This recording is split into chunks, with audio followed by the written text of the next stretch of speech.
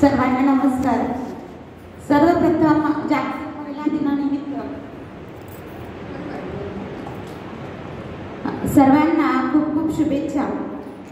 आता सविताताईंनी म्हटलं त्याप्रमाणेच खरंच इथलं वातावरण बघून आपल्या घरातील ज्येष्ठांची आठवण झाली आणि प्रत्येकालाच आपल्या ज्या त्या वयामध्ये जो आनंद घ्यायचा असतो तो आनंद घेण्यासाठी आपल्याला समवयस्क व्यक्तींची गरज असते आणि ती पण एक प्रत्येकाचे जीवन जगताना एक आवश्यकता आहे आणि ती या ठिकाणी पूर्ण होते।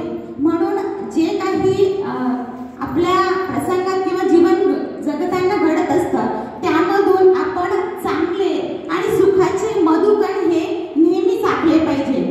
माझ्या कवितेचं शीर्षक आहे सुखाचे मधुकण।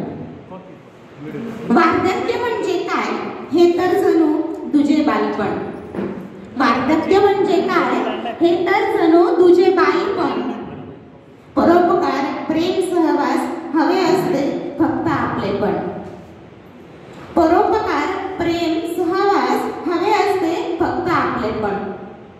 द्यावा ज्येष्ठांना मान सन्मान घरी आणि समाजात। द्यावा ज्येष्ठांना मान सन्मान घरी आणि समाजात। जगणे सुकर त्यांच्या छायेखाली तोलू नये नुसतीच धनदौलत। जगणे सुकर त्यांच्या छायेखाली तोलू नये नुसतीच धनदौलत। वय झाल्यावर अनुभवांचा आधार असतो समाजाचा। वय झाल्यावर अनुभवांचा आधार असतो समाजाचा।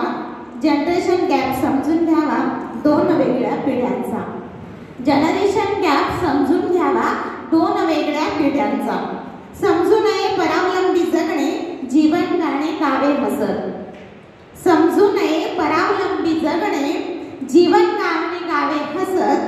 अध्यात्म विनोद आप्तेष्टासह उरावे कर्तृत्वाने साऱ्यांच्या मनात। अध्यात्म विनोद आप्तेष्टांसह उरावे कर्तृत्वाने साऱ्यांच्या मनात। लाभलेल्या मनुष्य जन्माचे शतशः ऋणी असावे।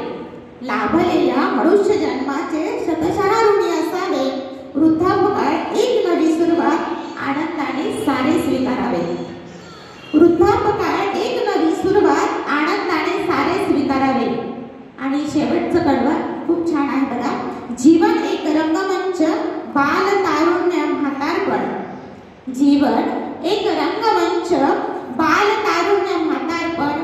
तीन भूमिका साकारू आपल्या कमवूया सुखाचे मधुकण। तीन भूमिका साकारू आपल्या कमवूया सुखाचे मधुकण आणि कमवूया सुखाचे मधुकण सुखाचे मधुकण। धन्यवाद।